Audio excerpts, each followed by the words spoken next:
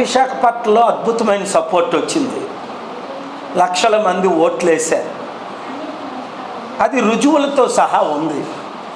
పేరు ఊరు లేని వ్యక్తికి గత సావరి 2019లో 4 లక్షల ఓట్లు వస్తే బీజేపీ బలపరిచిన క్యాండిడేట్ శ్రీ భరత్ బాలకృష్ణ అల్లుడు అనుకుంటా, ఇప్పుడు 3 లక్షలు వస్తాయని వాళ్ళే అనుకున్నారు.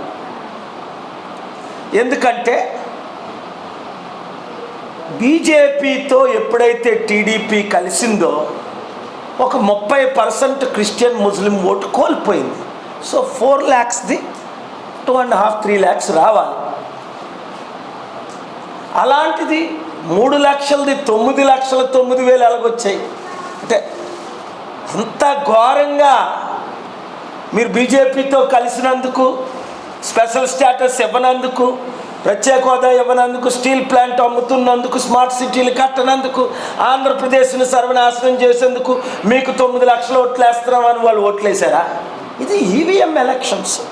సెలెక్టెడ్గా ఈవీఎంలు రిప్లేస్ చేసేసారు. నేను కోర్టులో వాదించాను. మార్చి 12ని మంచి ఆర్డర్ తీసుకొచ్చాను కోర్టు 17లో. ఏమని? ఫస్ట్ ఫేజ్లో ఎలక్షన్లో పెట్టకండి, లాస్ట్ ఫేజ్లో పెట్టండి అని ఆనరబుల్ కోర్టు మంచి ఆర్డర్ ఇచ్చారు. ఎలక్షన్ కమిషన్ నోరు మూసుకొని 4th ఫేజ్లో పెట్టింది మార్చాలి కనుక. కానీ ఆ 21 రోజుల గ్యాప్లో ఈవీఎంలు రిప్లేస్ అయ్యాయి. మరలా మే 23 నేను మరలా ఆనరబుల్ హైకోర్టులో బిల్ వేశాను. క్లియర్గా చూపించాను ఎవిడెన్స్తో. ముందు సీసీటీవీ కెమెరాలు ఉన్నా, ఇటు లేవు, వెనకాతలు లేవు. దొంగలు దొడ్డిదారిని వస్తారా, ఎదురుగా వస్తారా అని అడిగా. ఇమ్మీడియట్గా అక్కడికక్కడే ఆర్డర్ పాస్ చేశారు. సీసీటీవీ కెమెరాలు అన్ని వైపులా పెట్టండి, వెబ్ లింకులు క్యాండిడేట్లు అందరికి ఇవ్వండి, 2019లో ఇచ్చినట్టే. ఇంత clear orders. I thank God for these honorable courts of Andhra Pradesh, Telangana and the Supreme Court Honorable Chief Justice. They are doing justice. Otherwise I would not be fighting, though there are hindrances, delays. But Election Commission did not follow the rules. Election Commission did not place CCTV cameras. Election Commission did not give web live links, and Election Commission did not issue the notices. Election Commission certified the election before even the votes were totally count, and they started counting more. ఏమవుతుంది? ఇది జరుగుతున్నాయి, కళ్ళెదుటిగా కనబడుతుంది.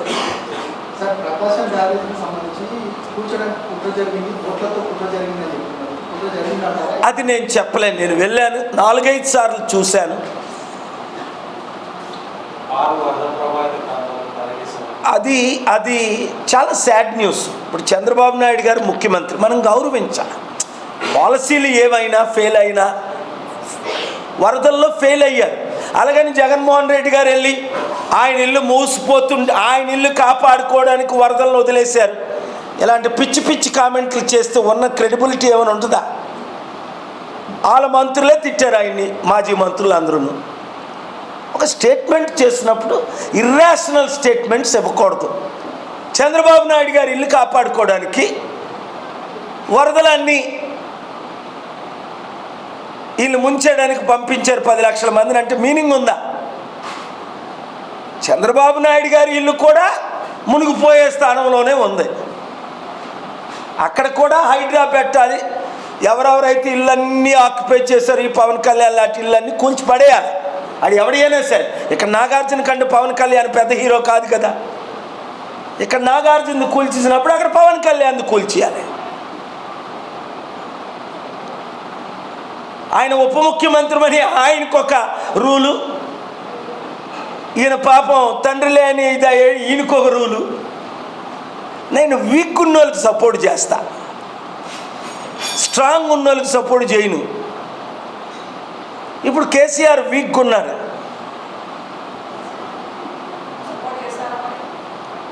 తప్పకుండానా వాళ్ళు వస్తున్నారు, కలుస్తున్నారు, ఇంకా వస్తే ఇంకా సపోర్ట్ చేయాలి. వాళ్ళు కాపాడిందే దేవుడు నా ద్వారా, లేకపోతే ఎప్పుడో బీజేపీలో మర్జ్ అయిపోను, పాప ఆయన డిప్రెస్ అయిపోయాడు.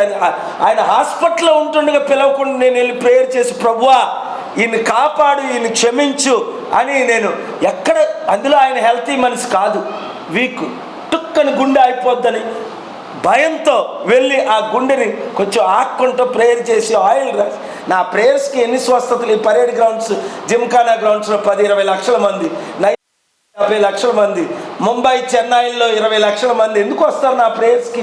ఎవరి దగ్గర రూపాయి తీసుకుంటున్నా లేదా మ్యాజిక్ చేస్తానా ఈ హిందూ క్రిస్టియన్ ముస్లిమ్స్ చేసినట్టు? I pray in the name of lord Jesus Christ and people get healed. It's a proven fact. But I don't convert one Hindu to Muslim or Muslim to Christian. I respect all people of all faiths, irrespective of caste, creed, religion. I respect all people of all faiths, of all nationalities. Sir, Kaushik Reddy, Gandhi, ఇద్దరు మధ్యలో తప్పేవారు అంటారు. మీరు follow అయ్యారు sir? వాళ్ళిద్దరు ఎవరో నాకు తెలియదు. నేనేం స్టేట్మెంట్ ఇస్తాను? కౌశిక్ రెడ్డి అనే ఏదో ఫ్యూనరల్కి వెళ్ళినప్పుడు హరీష్ రావుతో పొడుక్కున్న సన్నగా ఉంటాడు, ఆయనేనా? నమస్కారం పెట్టారు, అంతవరకే నాకు తెలిసి. ఇప్పుడు ఆయనతో మాట్లాడలేదు, స్పీకర్తో మాట్లాడాను. వీళ్ళందరినీ 10 మందిని డిస్క్వాలిఫై చేయమని చెప్పా. 1 వీక్ టైం ఇచ్చా. ఆయన చేయలేదు కనుక కోర్టుకి వెళ్ళి డిస్క్వాలిఫై చేస్తాం.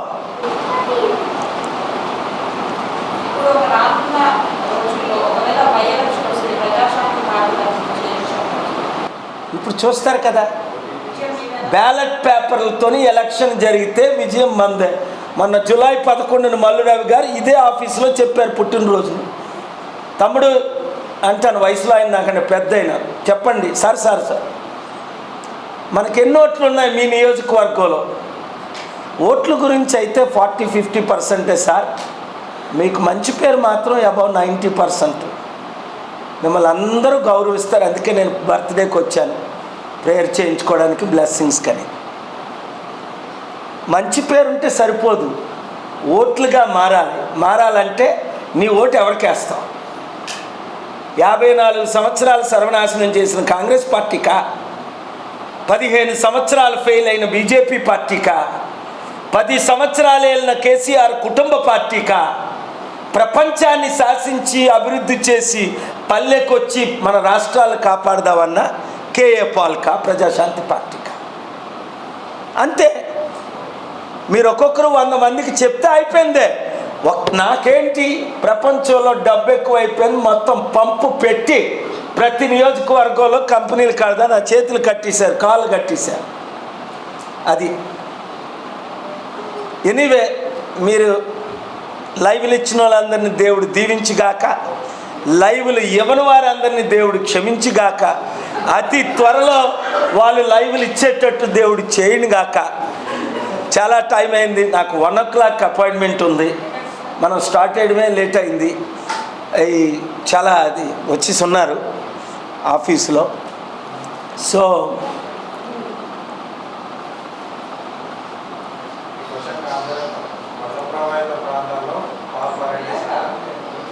వరద వెళ్ళాను. తెలంగాణలో ఖమ్మం బాగా మునిగిపోయింది. అక్కడ ఎంపీ రవిచంద్ర గాయత్రితో మాట్లాడాను. వెంటనే మేము అవన్నీ ఇక్కడ నుండి ఇవన్నీ టూర్ చేసుకుంటూ విజయవాడ, ఇంకే చాలా ప్రాంతాలు అవన్నీ తిరిగి వచ్చాం. అప్పుడు వెంటనే మొట్టమొదట నేనే 10,000 కోట్లు తెలంగాణకి, 10,000 కోట్లు ఆంధ్రప్రదేశ్కి ఇవ్వాలని మోదీ గవర్నమెంట్ని డిమాండ్ చేశా. ఎందుకంటే మన తెలుగు రాష్ట్రాలంటే చిన్న చూపు. అడుక్కోవడం ఏంటి? అసలు చంద్రబాబు నాయుడు గారు పవన్ కళ్యాణ్ బయటకు వచ్చాడంటే నితీష్ కుమార్ని బయటకు లాగేస్తా, ఈ గవర్నమెంటే ఉండదు. మనం ఎందుకు సరెండర్ అవ్వాలి? నన్ను చూసి నేర్చుకోవద్దా? Why should we? జైలు జీవితం అంటే భయం ఎందుకు? రేవంత్ రెడ్డి జైలుకి వెళ్ళి అనుభవించి బయటకు వచ్చాడు, చంద్రబాబు నాయుడు గారు జైలుకి వెళ్ళి బయటకు వచ్చాడు, జగన్మోహన్ రెడ్డి జైలుకి వెళ్ళి బయటకు వచ్చాడు, కేసీఆర్ కూతురు జైలుకి వెళ్ళి బయటకు వచ్చింది. ఇంకేంటిది? జైల్లోనే అదే తిండి, బయట అదే తిండి. కవితకి ఇంటి దగ్గర నుంచే ఫుడ్ వెళ్ళేది కదా జైల్లోని. జైల్లో ఉంటే ఎక్కువ పుస్తకాలు చదవచ్చు,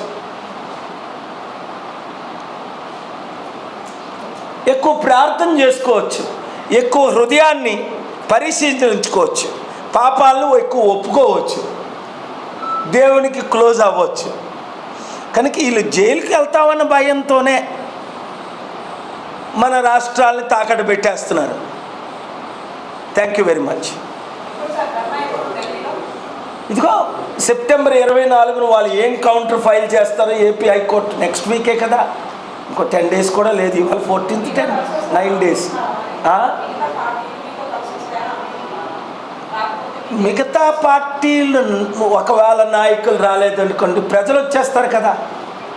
ఎందుకంటే ప్రత్యేక హోదా ద్వారా ఆంధ్రులు 6 కోట్లకి లాభాలే. 1 కోటి మంది ఉద్యోగాలు. ఎలాగా 100,000 కంపెనీలు వస్తాయి, ట్యాక్సులు కట్ అవసరం 90-10 రేషియోలో. 2 1 కోటి రైతు కుటుంబాలకి రుణమాఫీ.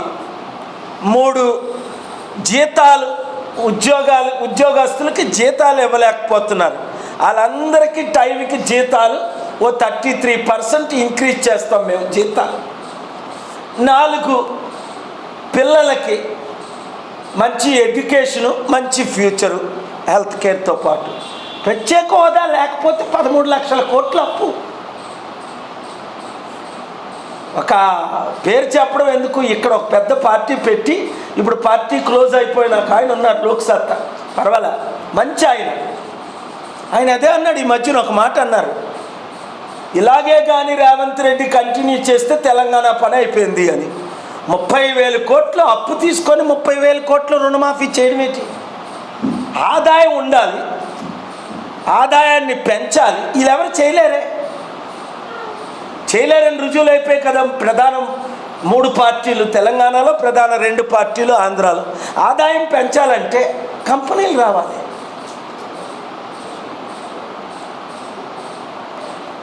ఒకటే ఒక మార్గం, ఆదాయం పెంచాలి, అప్పులు తీర్చాలి, అభివృద్ధి చెయ్యాలి. వీళ్ళకి చేతకాంది. నేను ఎన్ని గ్యారంటీలు ఇస్తున్నాను? 6 నెలల్లో 1,00,000 కోట్లు తెలంగాణకి, ఆంధ్రప్రదేశ్కి 1,00,000 కోట్లు, 100 కంపెనీలు 6 నెలల్లో. లైఫ్లో మళ్ళీ అడుగు పెట్టను. రండి ముఖ్యమంత్రి నాతో పాటు అమెరికా. ఒకడు రాడే, వెళ్ళాడు రేవంత్ రెడ్డి కోట్ల రూపాయలు ఖర్చు పెట్టి చాలా దేశాలు తిరిగి వచ్చాడు. ఒక కంపెనీ తీసుకొచ్చాడా? ఒక 100 ఉద్యోగాలు తీసుకొచ్చాడా? తీసుకొస్తే ఇదిగో ఇది తీసుకొచ్చామని డిబేట్కి రమ్మనండి.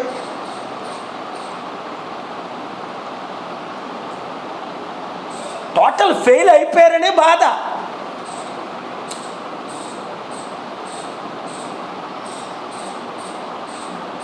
చాలా టైం అయింది. Thank you very much.